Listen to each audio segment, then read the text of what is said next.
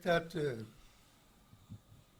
que Dieu, amour, vérité et communication fortifient en nous la quête de la vérité. Qu'il nous donne de développer nos capacités relationnelles dans l'amour, la justice et la paix, tels que nous l'indiquent les principes de la doctrine sociale de l'Église. Lors de notre précédente production sur la relecture de l'encyclique du pape Léon XIV, Magnificat Humanitas, nous avions réfléchi sur les fondements de la doctrine sociale de l'Église. Aujourd'hui, dans le même sillage, nous allons continuer cette relecture de ce document important du magistère. Nous avions, lors de notre émission précédente, traité trois axes du chapitre 2. Je les cite: l'être humain, imaginaire du Dieu trinitaire, l'égale dignité de tous les êtres humains, la valeur suprême des droits de la personne. Aujourd'hui donc, dans le même sillage, nous allons aborder 4 axes du chapitre 4. 4 axes, à savoir, je cite, la vérité comme bien commun, communication et imaginaire. Ensuite, une alliance éducative pour l'ère numérique. En 4e position, nous allons parler du rôle central de l'école. Dans notre réflexion, nous bénéficierons encore de l'éclairage du père Thomas Placide Mandona. Il est de la famille Piaïrs. Il est le directeur de l'école Pi de Thiaroye qui nous reçoit. Bonjour mon père. Bonjour très révérend frère Martin Ndiaye. Bonjour à tous les téléspectateurs qui nous suivent, à tous les habitués de cette belle émission qui enseigne et qui éclaire et en même temps qui essaie de transformer les mentalités. Merci en tout cas. Alors, avant d'entrer dans les axes que j'ai annoncés tout à l'heure, pouvez-vous nous dire votre appréciation générale sur cette encyclique du pape Léon XIV? Merci beaucoup encore une fois de plus, frère Martin, d'être venu ici à Thiaroye, dans ce grand complexe, le complexe éducatif École Pi Thiaroye des Pères Piaristes, les écoles Pi. Et merci pour la question, qui est de savoir mon appréciation, mon humble appréciation par rapport à la première encyclique, il faut peut-être bien le souligner, du pape Léon XIV.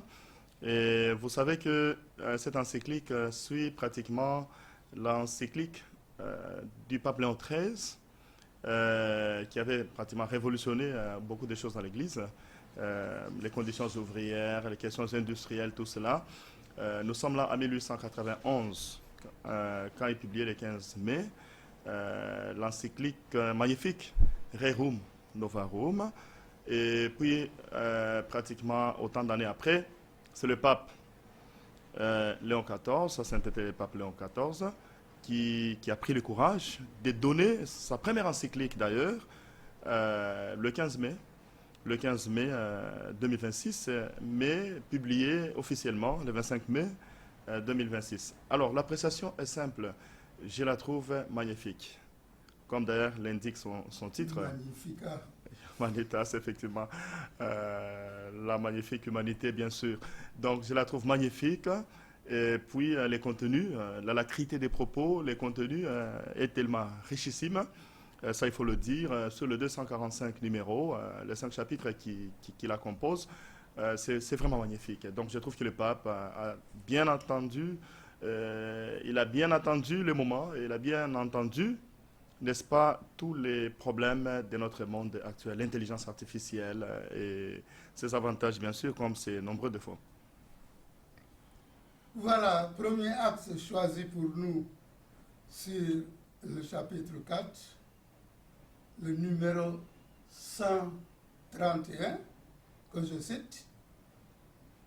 Après avoir esquissé le contexte dans lequel le défi de la transformation technologique, en particulier celui lié à l'intelligence artificielle et au courant transhumaniste et post-humaniste, nous ne pouvons nous contenter d'analyse générale.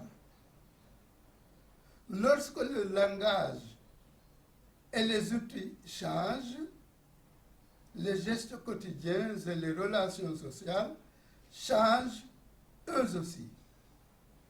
C'est pourquoi il faut s'attarder sur certains domaines dans lesquels ces transformations ont une répercussion concrète, parfois dramatique. À la lumière des principes de la doctrine sociale de l'Église, la transformation numérique nous invite à redécouvrir la vérité comme bien commun, à protéger la dignité du travail, à préserver la liberté contre toute dépendance et toute marchandisation. Fin de citation. Bonjour mon père. Alors, que pouvons-nous tirer de ce texte-là? Merci beaucoup, frère Martin. Merci, c'est toujours un plaisir de faire des émissions avec vous, surtout votre profondeur et votre façon de procéder. Par rapport à ce numéro, alors ce numéro déjà trouve sa racine dans le premier numéro. Je vais dire même tous les numéros de cette encyclique sont liés, très liés, très liés. Et si c'est la défense de l'humain, c'est la défense de l'humain pour que l'humain ne puisse pas perdre, n'est-ce pas, ses habitudes, sa tradition, son essence. Je vais parler un peu philosophiquement. Son essence, c'est-à-dire sa nature propre, que le Seigneur lui a donnée, que le Tout-Puissant lui a donnée, que le Très Clément a mis en lui, que le Très Miséricordieux, bien sûr, a su mettre en l'homme, en l'humain. Et du coup, si on ne fait pas attention avec tout ce qu'il y a, ça va être, comme le pape le rappelle très bien, une forme de marchandisation, n'est-ce pas, bien sûr, de l'humain. Voilà pourquoi il faut protéger la dignité du travail et à persévérer la liberté contre toute dépendance et toute marchandisation, comme il a dit lui-même. Donc ça fait dire que il y a les principes d'abord. Il faut revenir peut-être au principe de la doctrine sociale de l'Église. 5 principes que nous connaissons très bien: la dignité de la personne humaine, n'est-ce pas, les principes de subsidiarité, n'est-ce pas, les principes de la justice sociale, la question du bien commun, ainsi de suite. Donc voilà, tous ces principes, c'est pour sauvegarder l'humain, c'est pour sauvegarder la personne humaine, que la personne qui est créée à l'image et à la ressemblance de Dieu, l'homme qui ressemble au tout autre qui est Dieu, c'est pour qu'il ne puisse pas se perdre dans ce que la technologie, dans ce que la science est en train de proposer. La science n'est pas que mauvaise, mais si la science commence à transcender les limites, n'est-ce pas, alors il faut s'arrêter à un certain moment, se dire, mais attention, il y a d'abord voilà, Dieu qui est premier, qui est l'arché, voilà, et qui est la racine principale de notre existence. C'est lui qui nous donne d'être et d'exister. Alors si l'homme se permet maintenant de faire ce qu'il pense, croyant qu'il est sur une bonne voie, voilà tous les problèmes. Donc le pape nous invite, à travers ce numéro, à faire attention et à respecter les différents principes, n'est-ce pas, de la doctrine sociale de l'Église. Ces principes qui devraient nous guider, ces principes qui devaient nous apprendre encore, ces principes que nous devons respecter, nous sommes tenus, n'est-ce pas, à respecter ces principes. Le pape insiste préserver la liberté contre toute dépendance et toute marchandisation. Et effectivement, parce que le drame, je l'appelle drame, parce que c'est évidemment un drame, ça va être très, très fatal pour l'homme de pouvoir, disons, sortir, n'est-ce pas, de ce qu'il a de plus important pour laisser tout à la machine. Alors, j'ai l'habitude de dire à mes étudiants que l'intelligence artificielle n'est pas toujours très intelligente. Alors, pourquoi? Parce que si on prend simplement l'intelligence artificielle comme étant solution à tous les problèmes, d'ailleurs, il suffit tout simplement de faire des recherches quelque part, de mettre par exemple Père Placide Mandona, et souvent les informations ne sont pas toujours correctes. Donc ça fait que c'est déjà quelque chose de limité. Maintenant, si l'homme met toute sa confiance dans cela, non seulement ça va le rendre paresseux, ça va mettre fin à tout ce qui est bibliothèque, on verra de moins en moins déjà, ça se remarque. Hein. En tant que directeur aussi, je vois que les enfants ne sont plus habitués à la bibliothèque, c'est plutôt à lire, à faire la lecture, ils sont beaucoup plus amenés à utiliser le portable. Hein. Vous avez vu, hein, nous avons été un centre ici pour le baccalauréat, et on a attrapé certains enfants, certains élèves au bac, parce que tout simplement ils avaient l'air portable. Aujourd'hui, c'est en fait l'homme commence à se nier, et en laissant place à la machine. Donc en fait, il attire notre attention par rapport à, on risque de dénaturer ce que nous sommes plutôt que de respecter ce que Dieu a mis en nous. On risque de dénaturer ce que nous sommes. Alors, nous arrivons au numéro 132 de ce chapitre 4, vérité et démocratie. Je fais une citation encore du pape Léon XIV. L'utilisation des plateformes numériques et des systèmes d'IA accélère les profonds changements qui touchent la communication publique et politique. Des outils qui pourraient favoriser le débat et la participation sont souvent utilisés pour construire des récits déformés et brouiller les frontières entre le vrai et le faux en mélangeant données et opinions. La désinformation n'est pas née avec l'IA, mais elle trouve aujourd'hui en elle un puissant multiplicateur. La possibilité de manipuler des contenus, des images et des vidéos expose les citoyens à des perspectives partielles ou trompeuses. Le problème touche la dimension culturelle et morale, car la qualité de la communication publique dépend directement de la confiance sociale et a une incidence sur celle-ci. Une information véridique, en effet, ne naît pas dans un contrôle centralisé ou automatisé dans le discours public. La vérité des faits possède une dimension rationnelle, car elle exige la vérification, le recoupement des sources et la responsabilité argumentative. Mais la vérité est encore plus rationnelle. Elle se construit à travers des liens de confiance et des pratiques partagées dans une confrontation honnête avec les autres et avec le monde. Seule la recherche partagée de la vérité des faits, considérés comme bien commun, pour fonder une communication juste. Fin de citation. Quel commentaire? Mhm. La vérité et démocratie, bien sûr, parce que les deux ne peuvent pas se nier. Il y a, dans une démocratie, bien sûr, quel qu'en soit le type de démocratie, nous sommes là dans une forme de science politique, des philosophies politiques, des sociologies politiques. Il y a ce qu'on appelle la démocratie des propriétaires, il y a la démocratie du point de vue classique. Mais quand on prend toutes ces dimensions ou toutes ces typologies de la démocratie, il y a toujours la vérité. Hein. La vérité est un élément, disons, incontournable de toute démocratie, quand même, qui s'appelle démocratie. Parce qu'il y a des pays qui s'appellent, je ne sais pas, bien sûr, hein, quand je pense quand même au Congo, par exemple, voilà, les pays s'appellent République démocratique du Congo, mais sur le fond, ce qu'on voit, c'est autre chose. Hein.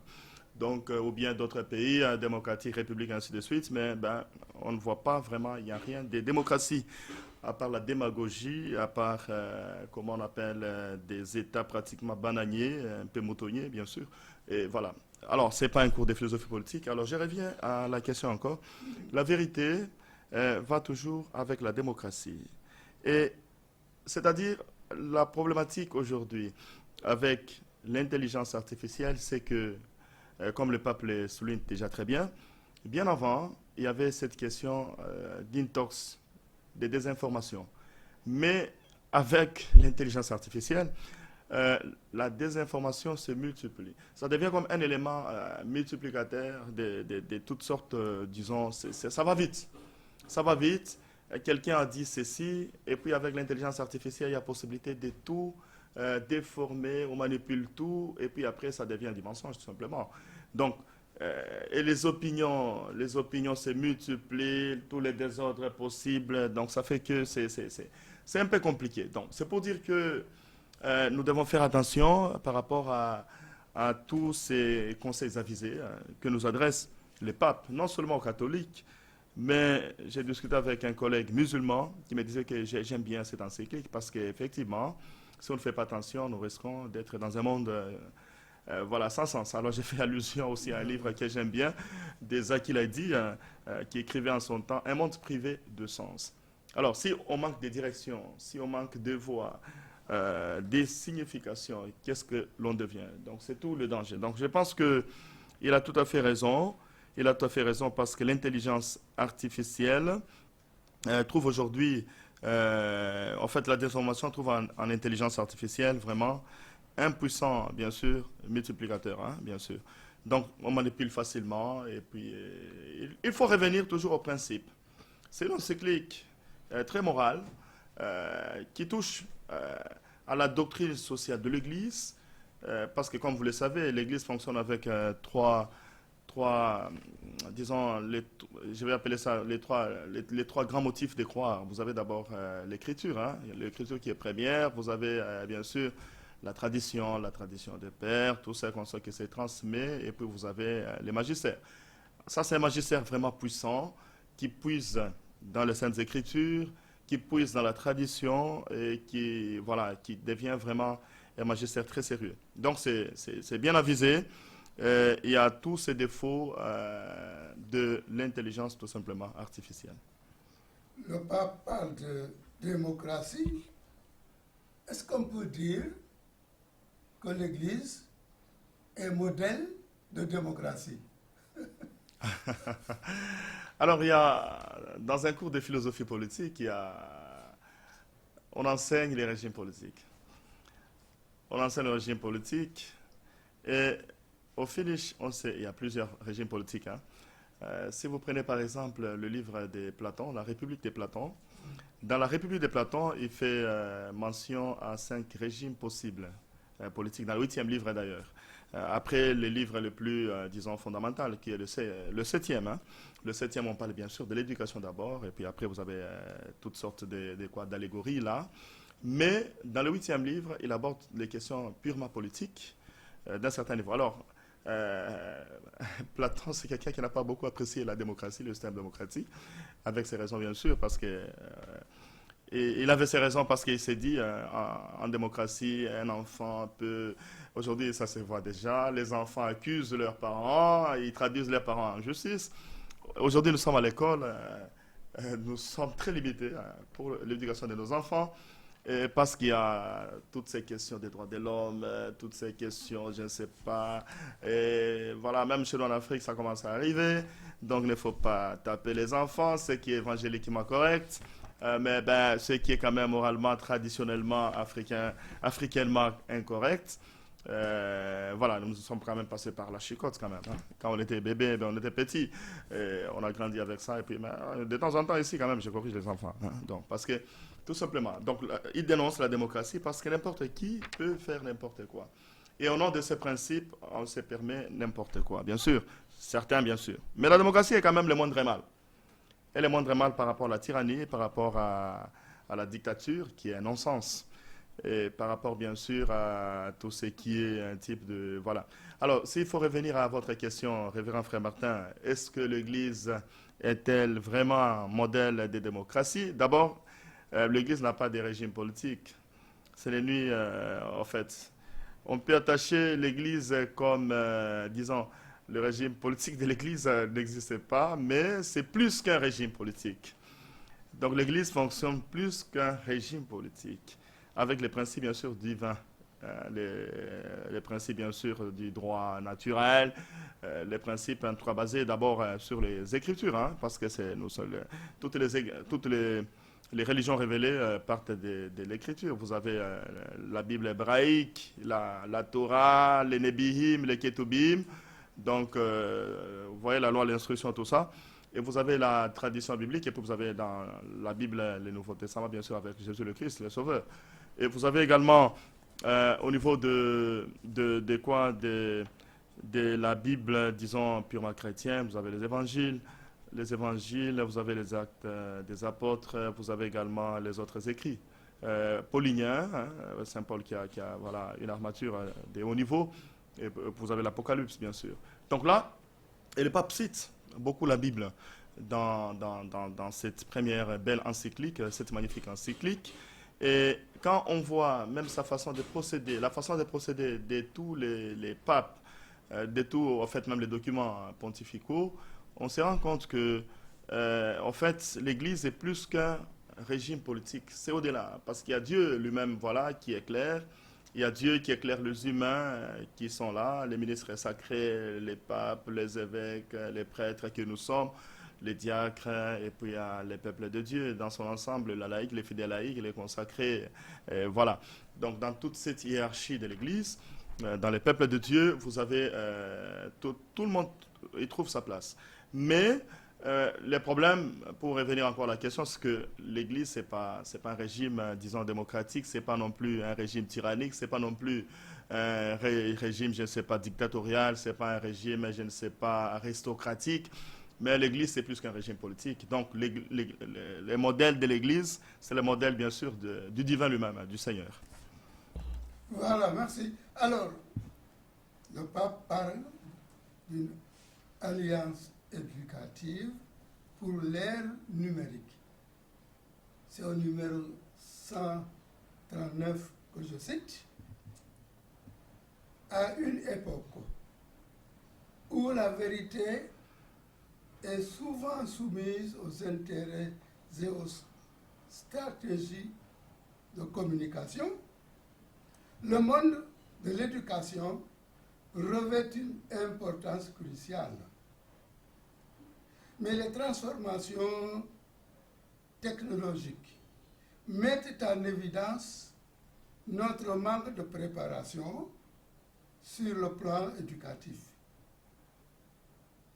L'omniprésence des médias numériques engendre une culture de l'immédiateté et de l'hyperstimulation qui alimente la fatigue, l'ennui, l'apathie face à l'effort nécessaire pour la recherche de la vérité. Fin de citation.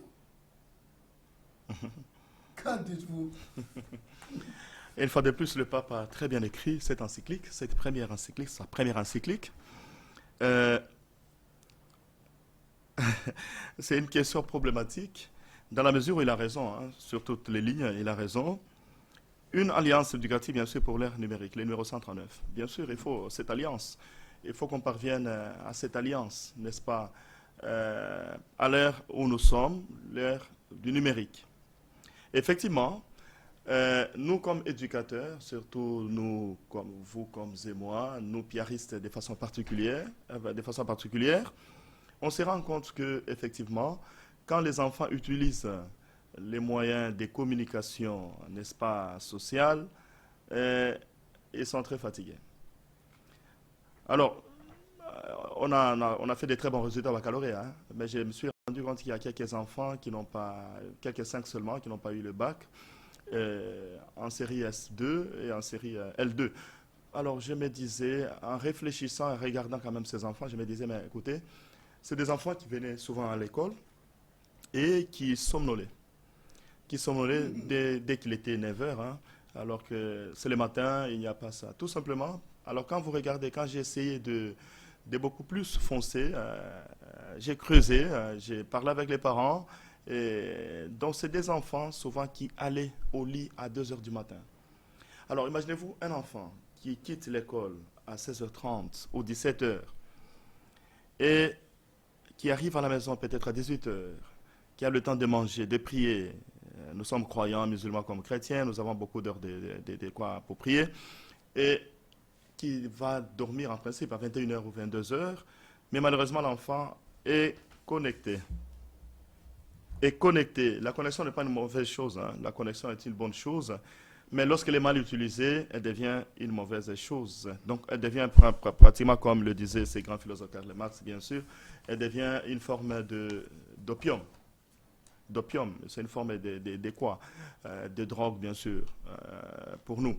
Donc l'enfant qui va dormir à 2 heures du matin, vous avez 2 heures, 3 heures, 4 heures, 5 heures, 6 heures, il faut se réveiller, peut-être même avant.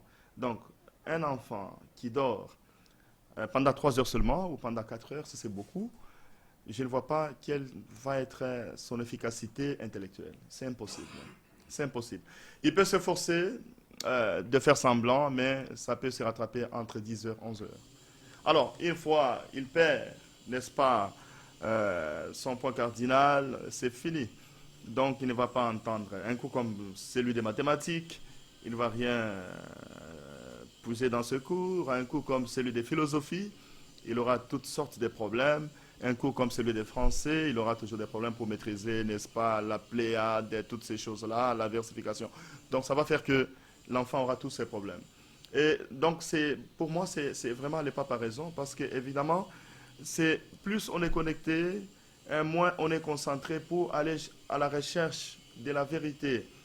La recherche de la vérité se trouve dans des livres.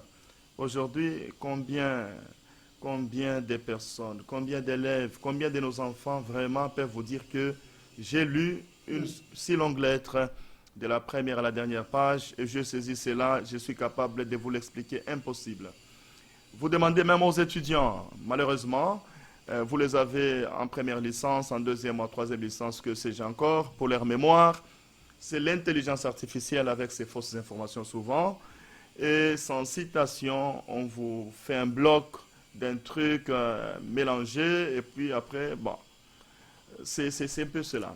Alors, il a tout à fait raison de dénoncer, parce que je le cite, l'omniprésence des médias numériques engendre une culture de l'immédiateté et de l'hyperstimulation. L'hyperstimulé, hein, nous sommes en psychanalyse, tout ce qui est, voilà.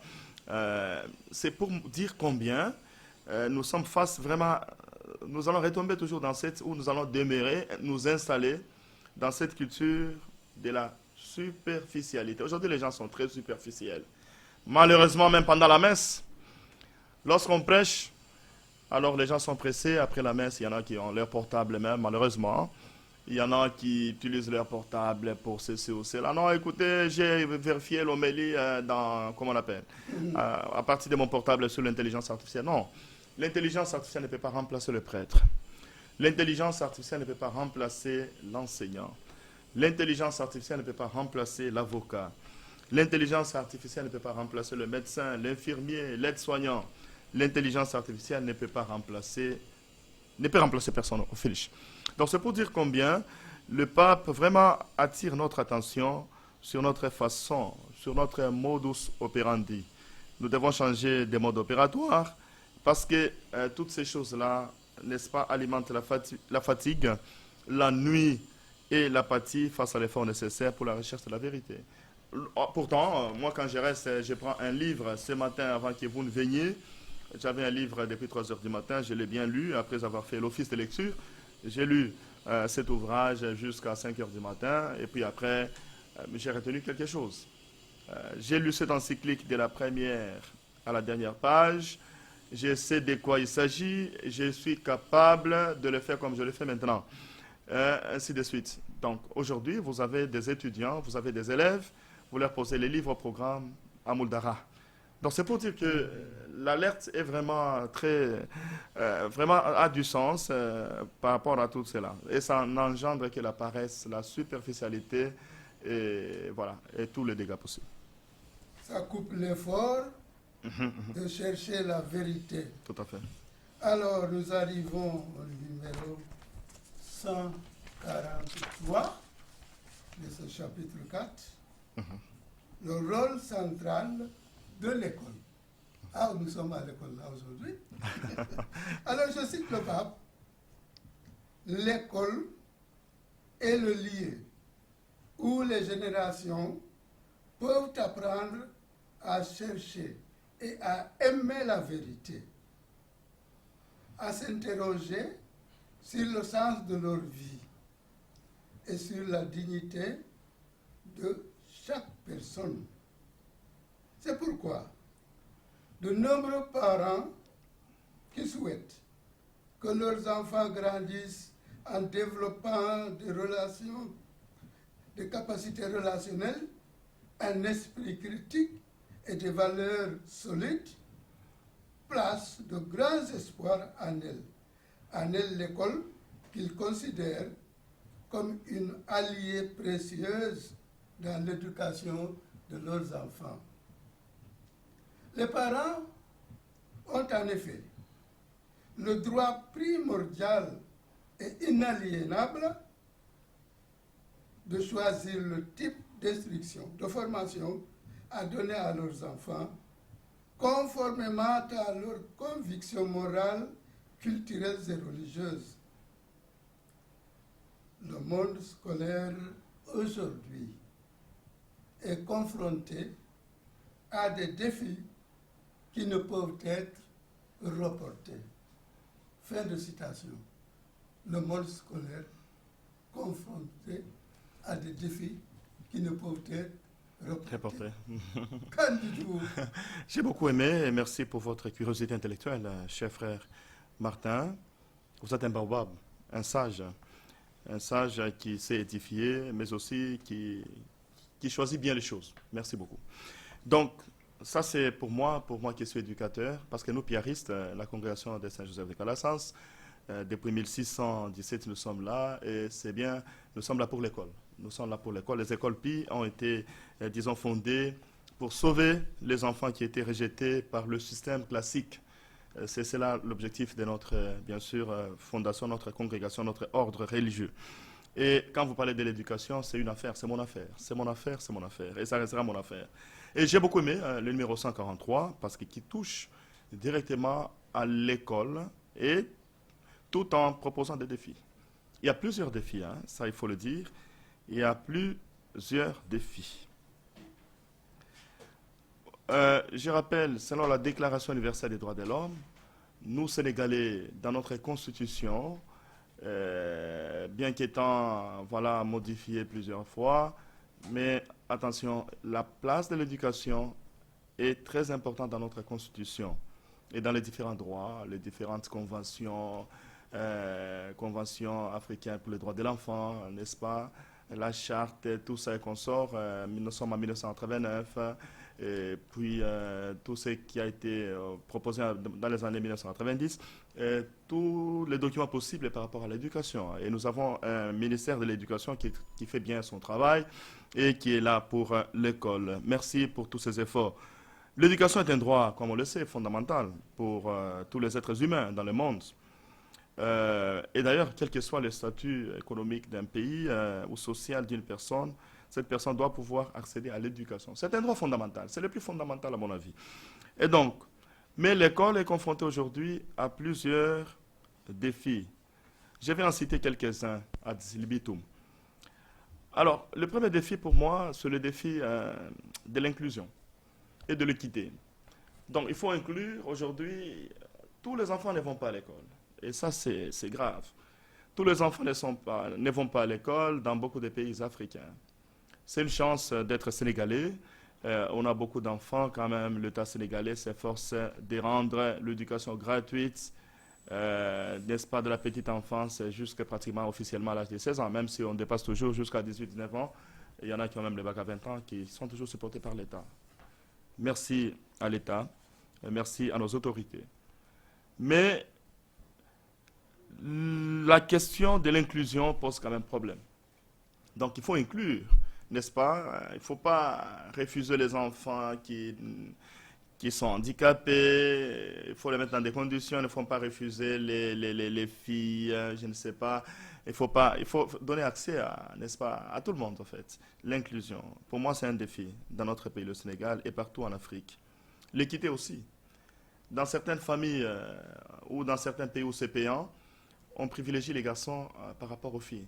Parce que la fille, très souvent, vous m'excusez, nous sommes dans des sociétés souvent phallocratiques qui ne donnent pas beaucoup d'importance à la femme, au genre, n'est-ce pas, féminin. Donc, je pense que c'est des efforts. Il faut qu'il y ait cette équité. Il y a les différences d'apprentissage entre les filles et les garçons qui sont minimes au niveau primaire. Il y a beaucoup de disparités entre les sexes, n'est-ce pas, qui apparaissent dans l'enseignement secondaire. Les filles étant plus nombreuses que les garçons à abandonner l'école. Maintenant, aujourd'hui, les garçons, c'est beaucoup plus le foot. Tout le monde veut être Sadio Mané, mais avant d'être Sadio Mané, demandez à Sadio Mané comment il a fait. Il a été quand même à l'école. Manque d'enseignants qualifiés. Manque d'enseignants qualifiés, c'est aussi un problème, c'est un défi. On a beaucoup d'écoles privées, je ne sais pas quoi, mais bon, quel résultat? Alors, si moi j'étais ministre, bien sûr, une école qui présente 50 candidats et sur les 50 candidats, 0 admis au baccalauréat, il y a un problème. Soit c'est une école à caractère commercial qui accepte n'importe quel élève, même ceux-là qui n'ont pas de diplôme, qui n'ont pas réussi. Et voilà. Donc ça fait que il y a un problème, manque d'enseignement, tout le monde ouvre son école, manque d'enseignants qualifiés, ça c'est un problème. L'insuffisance des équipements et des infrastructures. Alors nous sommes en Afrique. Quand le frère Martin qui a eu la chance d'aller plusieurs fois en Europe, vous arrivez en Europe, nos conditions de travail par rapport aux Européens sont vraiment très, très, très différentes. Vous trouvez, ils sont déjà en avance. Et nous, en Afrique, jusque-là, nous avons des tableaux noirs, n'est-ce pas? Il faut utiliser la craie traditionnelle là, et puis après, voilà. Donc, il faut qu'il y ait cette évolution. Les infrastructures aussi. Ils sont combien dans nos salles de classe? Donc, vous avez 70 enfants, n'est-ce pas, au CI. Vous en avez 80 en seconde. Vous en avez 90, je ne sais pas. Alors, ça pose un problème. Tout à l'heure, j'étais en train de consulter le dossier des enfants. J'ai trouvé dans une salle de classe 105 élèves. Alors, l'enfant veut quitter le système et venir dans le privé catholique. Piariste, bien sûr. Donc, vous voyez, ça, c'est aussi un problème. L'insuffisance des équipements et des infrastructures, il faut qu'on les renforce, qu'ils soient dans le secteur public comme dans le secteur privé. La faible qualité, bien sûr, de l'enseignement et de l'évaluation. Comment évaluons-nous nous-mêmes? Quelle docimologie appliquons-nous pour, voilà, ça c'est aussi un défi. Le recyclage, des formations pédagogiques en didactique de discipline pour les professeurs, en psychologie de l'enfant, de l'adolescent, tout ça. Et voilà, c'est très important à mon avis. Les inégalités sociales et les disparités régionales. Les enfants qui sont à Dakar, voilà pourquoi Dakar est la première académie au baccalauréat, ça c'est normal. C'est des enfants qui ont tout, hein, n'est-ce pas? Ils n'ont pas beaucoup de problèmes pour se déplacer, mais c'est différent de l'enfant qui est à Djilas. C'est différent de l'enfant qui est à Oussouye. C'est différent de l'enfant qui est à Mlomp. C'est différent de l'enfant qui est à Kadinol. C'est différent de l'enfant qui est à Mampatim. C'est différent de l'enfant qui est, je ne sais pas, dans un village lointain, n'est-ce pas, de Djibelor ou je ne sais pas, de Saint-Louis. Donc, tout ça, ça joue. Hein. Il y a cette inégalité sociale. Il y a des parents qui sont riches, qui sont prêts à payer autant. Voilà, il y a des parents qui sont pauvres comme moi. Donc, il y a ces inégalités sociales-là. Et voilà aussi, ici, ça rejoint, bien sûr, les inégalités sociales rejoignent un des principes, hein, un principe de la doctrine sociale de l'Église, qui est le principe de justice sociale. Hein. À ces principes, j'ajouterai aussi un autre principe, n'est-ce pas, d'un grand philosophe, John Rawls, le principe d'égalité des chances. Hein. Il faut qu'il y ait cette égalité des chances. Donc, il faut noter quand même que le gouvernement essaie de réformer et moderniser le secteur de l'éducation à travers divers programmes et partenariats avec des organisations internationales telles que l'UNESCO, l'UNICEF et autres. Les congrégations que nous sommes, les frères de Saint-Joseph, les 5 Heures de Marie, les pères piaristes, les frères gabrielistes, les frères du Sacré-Cœur, toutes ces congrégations sont au service, n'est-ce pas? Vous avez vu comment les écoles de congrégation ont produit les maristes, par exemple, les piaristes, les sœurs de Cluny, des résultats extraordinaires hein, au baccalauréat. Donc l'école catholique quand même forme. De ces côtés, il n'y aura pas de débat. Donc il y a tout ça. La pauvreté des ménages au Sénégal, n'est-ce pas? Il y a des ménages qui sont tellement pauvres. Il y a la marginalisation de l'éducation qui est devenue aussi une question brûlante. L'un des pays, bien sûr, où il y a cette marginalisation, surtout de certains enfants, de certaines familles. Et puis, il y a une grande partie aussi de la population qui n'a pas accès facile à l'éducation et qui reste marginalisée à l'éducation formelle, hein, n'est-ce pas? J'ai suivi un document avec un taux de scolarisation de 86,4%, ASD 2020. Donc, il y a de nombreux facteurs qui contribuent à l'exclusion de plusieurs jeunes du système éducatif, notamment le genre et l'éthique. En outre, les langues, en particulier la langue anglaise, qui joue un rôle dans la marginalisation de l'éducation au Sénégal. Ce qui suit est une preuve, bien sûr, c'est le rôle du genre, d'éthique et de l'anglais dans la promotion ou réduction de la marginalisation éducative au Sénégal. Je suis très content que l'État ait pris, n'est-ce pas, son courage d'introduire désormais l'anglais, n'est-ce pas, à l'école primaire. Les privés catholiques l'avaient déjà commencé depuis les années 2000. Donc, nous sommes en quelque sorte comme des Jean-Baptiste, des précurseurs du système. Donc, nous avons notre rôle à jouer. Les taux de scolarisation, bien sûr, qui est aussi un défi, au préscolaire, hein, je lisais des documents, qui est de 17%. C'est faible. Donc, beaucoup d'enfants sont laissés à eux-mêmes lorsqu'ils sont petits. C'est un problème. Je pense qu'il faudrait qu'on renforce aussi dans nos écoles, nos préscolaires. Il faut qu'ils soient nombreux. Que les enfants commencent déjà à partir de l'âge de 3 ans, parce qu'il y a quand même une différence entre un enfant qui a fait le préscolaire et un enfant qui commence directement le OCI. Il y a quand même une différence. Et ça se voit. Moi qui suis directeur, je sais ce que je dis. Quand je vois les enfants qui finissent dans notre préscolaire et qui doivent commencer le CI, ils sont différents de ces enfants-là qui sont venus de quelque part. Donc il y a ça qui est très important. Les redoublements et l'abandon à l'école primaire. Donc aussi, il faut le souligner. L'abandon, il y en a qui abandonnent déjà l'école primaire, au CM2 surtout. Une fois, ils n'ont pas eu l'entrée en 6e, maintenant il n'y a plus d'entrée certificat. Et le redoublement aussi, ça je constate beaucoup plus au collège et au lycée. Les enfants, avec la pression familiale, ils ont tous les problèmes de pouvoir abandonner et de pouvoir redoubler. Quand l'enfant a 8, mais l'enfant veut, coûte que coûte, à passer en classe supérieure. Alors nous, comme nous sommes des écoles organisées, si vous refusez, l'enfant va dans une autre école du quartier, vous m'excusez du terme, des écoles clandola, et puis après l'enfant va commencer, il commence en classe supérieure. Bon, je pense que ça devait être bien régulé, c'est cette question-là. Donc ce qui fait que tout ça, c'est des problèmes. Et c'est là qui justifie quand même qu'il y a un faible niveau de réussite au baccalauréat. Donc bien sûr, il faut se dire que les coûts financiers globaux du redoublement et de l'abandon, ça a une tendance à augmenter en raison d'un taux de redoublement et d'abandon plus élevé. Voilà, il y en a plusieurs, il y a tout ça, mais aussi les défis, je vais dire, les défis d'un bel usage des réseaux sociaux et de tout ce qui est intelligence artificielle et tout ça. Il faut qu'il y ait vraiment qu'on puisse travailler davantage pour que les enfants puissent savoir les limites, les inconvénients, et les avantages, bien sûr, de l'intelligence artificielle et de tout ce qui est réseaux sociaux. Voilà, alors nous allons aborder le dernier numéro qui n'est pas le moindre, la dignité du travail dans la transformation numérique. Je cite encore le pape Léon XIV. Depuis la naissance de la doctrine sociale de l'Église avec Rerum Novarum, l'Église a attiré l'attention sur la protection des travailleurs et sur la nécessité de lutter contre toute forme d'exploitation. Mais surtout, le magistère a reconnu dans le travail la clé essentielle pour comprendre l'ensemble de la question sociale. Car c'est à travers lui, le travail, que la personne développe de nombreuses dimensions de son existence. Le pape poursuit, créé à l'image du Créateur.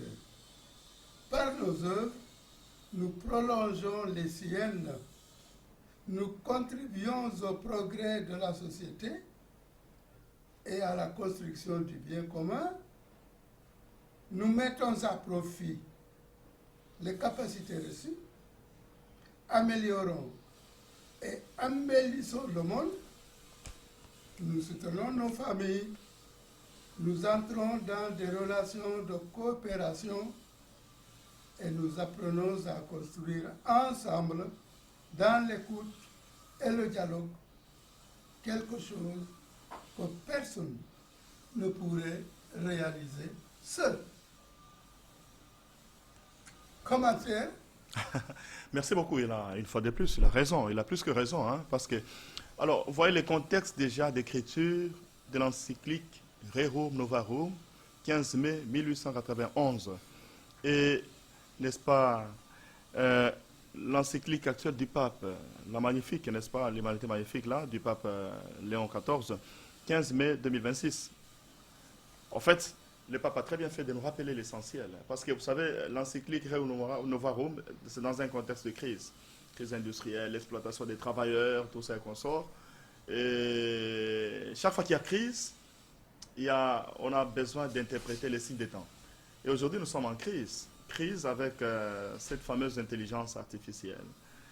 Je ne suis pas à 100% contre l'intelligence artificielle quand même. C'est quelque chose qui pose beaucoup de problèmes. Le premier problème, c'est effectivement, il est en train d'insister sur un principe fondamental, le bien commun. Le bien commun, le principe du bien commun.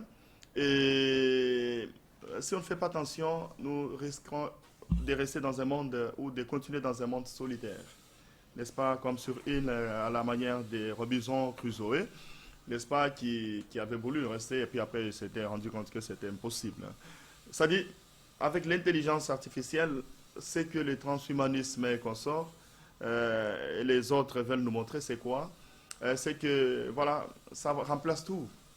Parce qu'aujourd'hui, on fabrique même des humains. C'est impossible, on ne peut pas fabriquer un humain.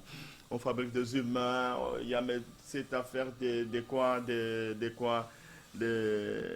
l'insémination artificielle, tout ça qu'on sort, n'est-ce pas, un FIV, toutes ces choses-là, c'est pour tenter jusqu'où nous allons et jusqu'où nos efforts scientifiques, soi-disant scientifiques, finissent par échouer. Donc, l'homme devient solitaire d'abord avec cette fameuse intelligence artificielle. Il n'y a plus de communication entre nous.